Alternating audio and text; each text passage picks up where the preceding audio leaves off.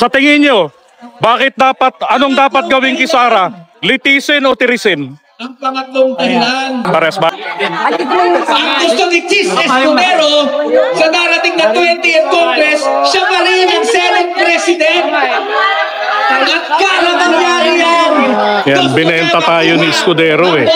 Ni Bongo, ni Bato de la Rosa, ni Robin Padilla, ni Ivy Marcos, at iba pa mga pro-Duterte. Kaya ganyan ang nangyari kay Chis Si Escudero. Attorney Lucas Espiritu.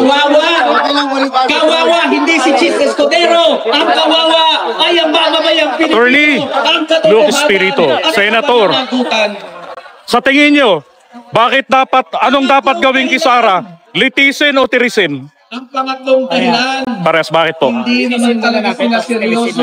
Yun. Kapanagutin ang mga kurang. Exactly. Dahil sila yung ay may mga pananagutan. Hindi lang libunan Pilipinas. Sila ay natatakot na kapag na-impeach si Sara Duterte dahil sa ninakaw niyang 612.5 million confidential and intelligence funds, baka sila sumunod naman. Baka sumunod naman si Marcos na mas malaki pa ang confidential and intelligence funds. Baka sumunod pa yung mga politiko. Dahil ang impeachment Okay, maraming salamat. ay yumayanig. And that is Attorney Lucas Espiritu. Korupsyon sa kasalukuyan. Ito ang tinatawag nating burokrata kapitalista. Yung paghahari ng mga political dynasty.